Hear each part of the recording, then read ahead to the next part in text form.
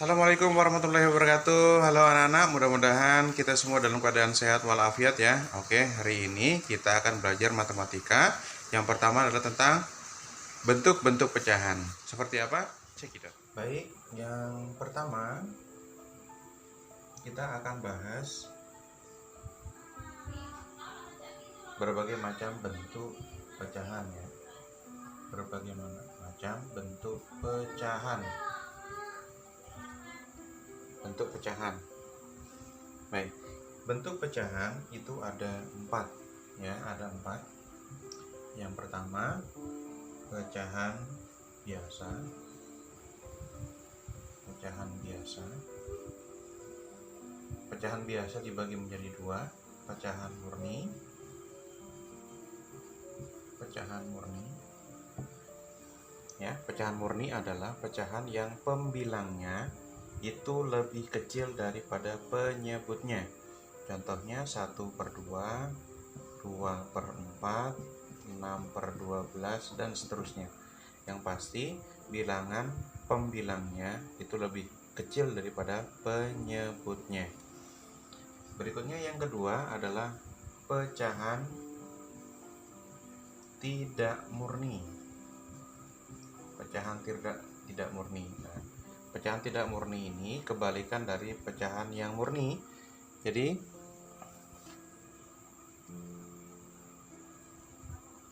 pecahan yang pembilangnya itu lebih besar daripada penyebutnya ya. 3/2, 4/3, 7/6, 100/75 dan seterusnya ya. Jadi pecahan tidak murni adalah pecahan yang pembilangnya lebih besar daripada penyebutnya. Berikutnya yang kedua adalah pecahan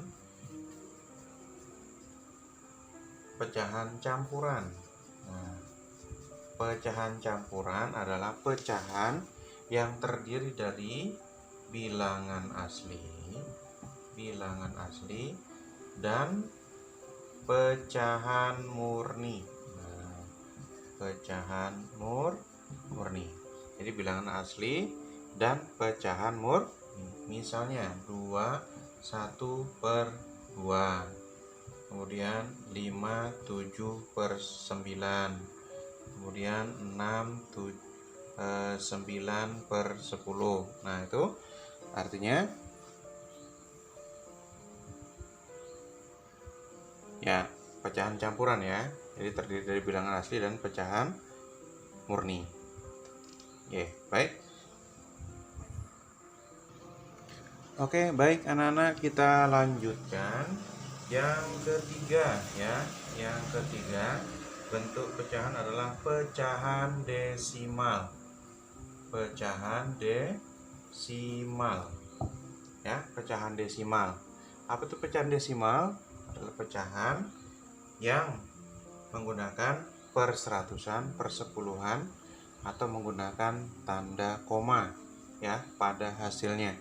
Misalnya, oke, Bapak contohkan sebuah kotak yang persegi panjang yang terdiri dari 10 persegi kecil ya.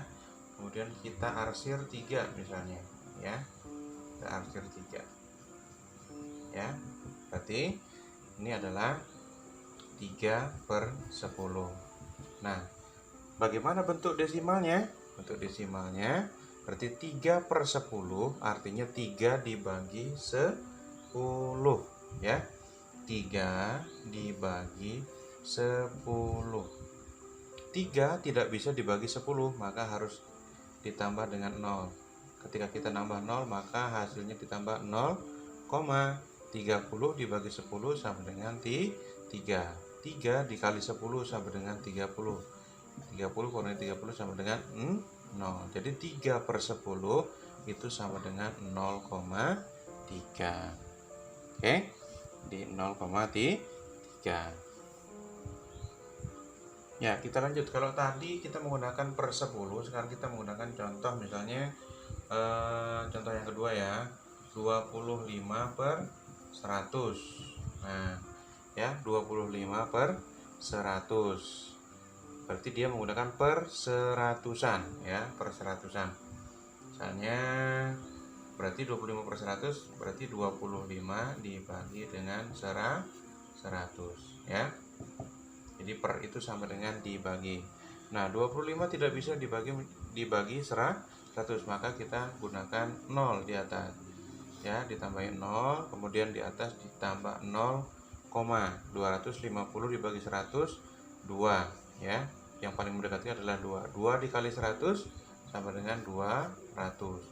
Masih sisa 50. 50 tidak bisa dibagi dengan 100, maka kita harus tambah 0. Tetapi di atas kita tidak menggunakan tambahan 0, lagi ya. Tidak ditambah dengan 0, lagi ya, karena di depannya sudah ada bilangan ya. Kecuali bilangannya dibagi 100 dan yang dibagi adalah satuan. Nah, itu ada 0,0. Nanti akan kita coba di perubahan-perubahan bentuk pecahan ya. Kita lanjut aja sekarang. 500 dibagi 100 maka 5. 5 dikali 100 sama dengan 500 sama dengan 0 ya. Nah, berarti 25 per 100 desimalnya adalah 0,25 ya. 0,25. Oke, baik. Oke, baik, kita lanjutkan yang D, yang terakhir. Bentuk dari pecahan yang terakhir adalah persen. Persen sama dengan per 100 ya. Jadi penyebutnya itu harus 100 untuk menyebutkan bilangan tersebut adalah persen ya. Per 100 lambangnya adalah seperti ini ya. Oke, kita lanjutkan contohnya nih. Misalnya 8%. 8% itu artinya per 100 tadi ya, per 100. Nah, bawahnya pasti per 100. Atasnya yang mana? Atasnya adalah angka tersebut ya, 8 per 100. 8% adalah 8 per 100 ya. Kemudian misalnya lanjut lagi 25 per 100. Itu persennya berapa? Titik-titik persen misalnya nih. Berapa persennya? Nah, ini kan sudah per 100. Nah, sudah per 100, maka kalau sudah per 100 jawabannya adalah yang pembilangnya tersebut. Nah, oke, gampang sekali ya untuk persen ini. Nah, kalau misalnya kita mendapati sebuah soal yang masih per 10 misalnya nih. Misalnya 2 per 10. 2 per 10, maaf. Oke, 2 per 10. Kemudian ditanyakan berapa persennya. Nah, kalau bentuknya seperti ini, maka kita harus rubah dulu ya. 10-nya itu harus menjadikan jadi 100 ya, jadi 100. Gimana caranya? Banyak sekali caranya ya, ada 3. Nanti Bapak akan jelaskan lebih lanjut untuk perubahan-perubahan bentuk pecahan. Bapak contohkan satu dulu.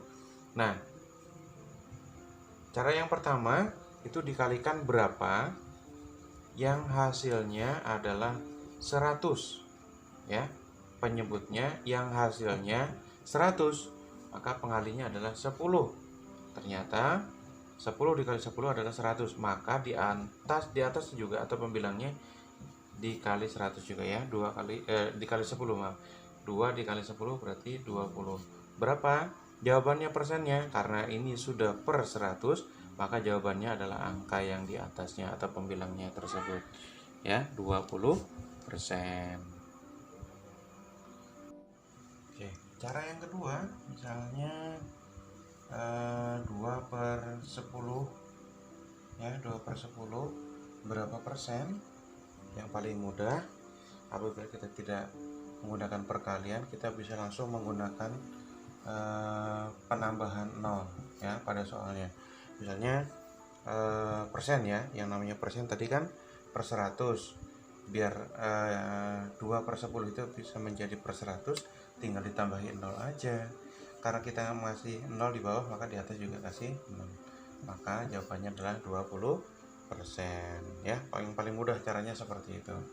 Tapi gimana kalau misalnya soalnya 2/5 misalnya, 2/5 berapa persennya? Nah, kalau ini bisa menggunakan cara yang pertama tadi ya, bisa menggunakan dikali ya, dikali berapa yang menghasilkan 100 ya.